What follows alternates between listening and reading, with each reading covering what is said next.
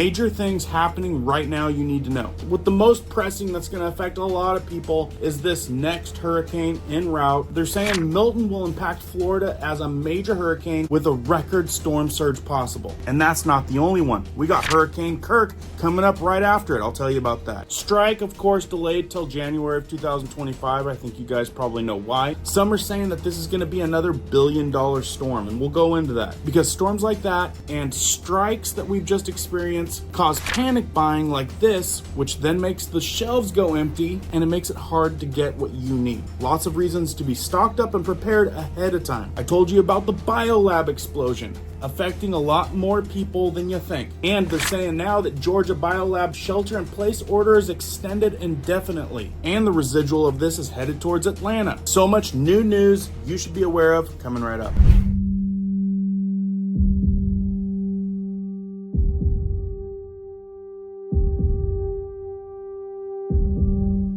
My name is Cohen here at Riverside Homestead, and if you're brand new here, welcome. If you guys are into prepping tips, emergency preparedness, and most of all, news and awareness, stuff that you want to know about, be sure to hit that notification bell so you guys can stay up to date. Let's jump into this one. For those of you that check in regularly, you notice I've been gone for the last few days. Now, I've been all over the country, from Georgia, where I got to see Boar's Head still running strong. And I think, guys, it's because people just don't know. Most people aren't watching YouTube and turning into social media current news updates. And a lot of times the stuff we need to know is coming from guys like me. Also touched down in San Antonio, Texas for some business. Learned some crazy things from some folks there that have a lot of personal experience with what's going on at the border. And of course, we touched down in New York before hitting our final destination, and they said we are lucky because if we were flying out today, we wouldn't have been flying, because that storm that's coming is a big deal. So if you're like me, have to travel for business, and you see what kind of chocolate bars are being pushed at the airports, you get a lot of tips on news and perspective. Okay, and again, thanks for starting the video off with a like. It really helps out the channel. And if you find it informational and worth sharing, this is the way we get the information out to like-minded folks. All right, the biggest one on the list right now is this storm that's about to hit Florida after Florida just already got slammed. Now, I'm not going to dive into it, but they're saying that there is a count of people that maybe didn't make it that is expected to pass 2,000 folks. Because as you know, when they're unidentified, like the 900 people that's being reported at this place, they don't get added to the whole tally until they're identified. But this right here is the projection of folks in this area. Like I said, this is going to affect a lot more people than just folks down around Florida. It's going to affect a lot. And this is where another expected $1 billion will be spent on this next storm. It says breaking tropical storm Milton is expected to make landfall in Florida as a major Category 3 hurricane. And this thing looks like it is going to plow through Florida. What's going on, guys? Certified meteorologist Jonathan Kagas back with you.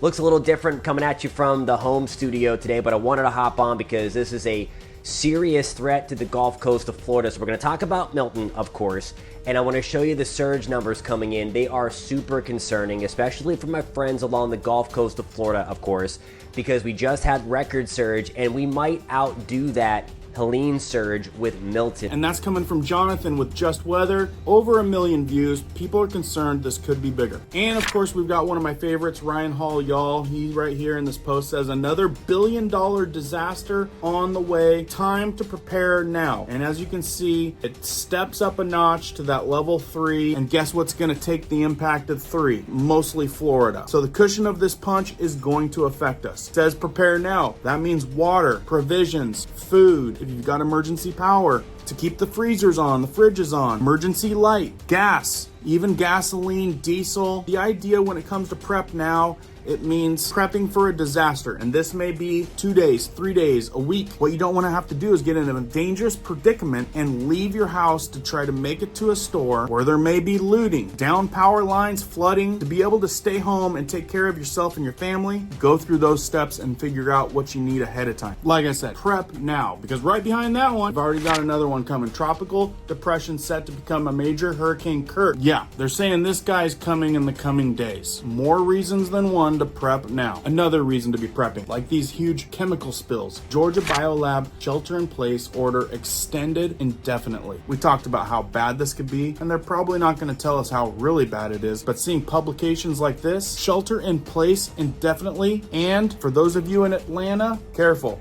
because it's coming your way. They're saying shelter in place has been extended indefinitely after a fire at a chemical plant in Georgia sparked an unstoppable chemical reaction. The order was issued for more than 90,000 residents of Rockdale County after the fire at the biolab in Conyers sent a massive plume of dark smoke high into the sky that could be seen from miles away. Now folks, that is just close proximity. This is getting carried over I don't know how far. I mean, the Sunday afternoon after the fire led to about 17,000 evacuations. They're saying for everyone sheltering in place, the best practice is to turn off the air conditioning, keep the windows and doors shut, a statement said after the incident that affected the entire country. Why are they saying it affects the entire country, but the shelter in place warnings are only for a certain area? You want to know why? Because it also says it's not clear what health hazards the smoke might pose. Yeah, a lot bigger deal than I think people know. Another thing you might want to be aware of, October record heat. Map shows where record October heat will hit the hardest as wave sweeps through the southwest. And like I said, I just came from San Antonio, Texas, where I think it's hot all the time, but it was definitely pretty darn warm. With that, here in this map, you can see the National Weather Service shows these areas where nasty heat wave is rocking the southwest. It's gonna hit its hardest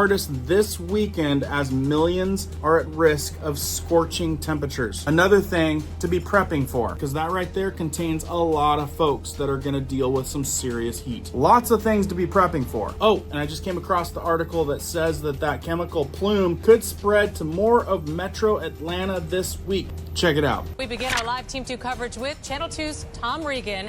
Tom, Georgia Poison Control has received now hundreds of calls from people who felt sick. Yeah, that's right, Linda. The director of the Poison Center told me this afternoon that they have received something like 600 phone calls since this all began on Sunday. Take a look behind me. You can see that white chemical smoke is still coming out of the plant. We are being careful not to be downwind from this, and if it shifts, we'll definitely be getting out of the way. But at this point, right now, I'm not smelling any chlorine in the air. As you mentioned, workers, we're told, are making some headway at stopping the chemical reactions causing the plumes, but it seems they are still far from putting a cap on this. As clouds of toxic fumes continue rising from the chemical plant, a short distance away, Colby Jackson and Wyatt Brooks are fixing trucks and ambulances in a repair shop. It's hard to ignore the stink of chlorine vapors. Definitely can smell it and kind of get a little headache every now and then, but we're working through it, trying to just stay busy. Colby also lives a short drive from the plant and the fire Sunday that set off runaway chemical reactions. Yeah, there was ash on the ground. There's like pieces like foamy ash, blackened. The biolab plant fire prompted the evacuation of 17,000. The fire is out and the evacuation order has been lifted, but chlorine chemicals used to make pool and spa treatment products are still reacting, and fumes produced by them are spreading further west.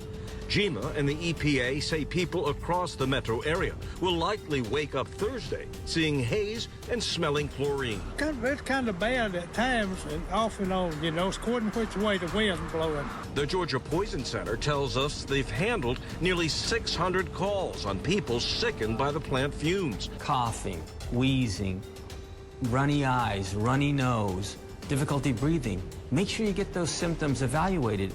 Lynn Ross says she's not just worried about her health, but her dogs as well. And with my dogs, with us and my dogs, with all of our neighbors and everything, so everybody's had to pretty much stay in the house, stay inside and try to stay away from it. Well, neither plant officials nor the fire department have identified what caused this fire. Biolab released a statement a couple of days ago saying, in part, its top priority is community safety, but representatives thus far have declined to give interviews. Remember, public health emergency means people need to be prepping ahead of time. One of the biggest things right now that's going to be a problem with these hurricanes coming through is water. Along with water, food, emergency power if you've got it, extra gasoline and diesel if you need it, because the show ain't over yet. We got more coming. And like I said, I was down in San Antonio and I got some intel on what some of these people are experiencing with the whole border situation. And I've got some pretty darn interesting things that I heard with boots on the ground down there. So be sure you're subscribed. I got that coming down the pipe real soon. Like, share, and watch either one of these two videos that you missed. And keep prepping, keep learning, keep doing. We'll see you guys on the next one.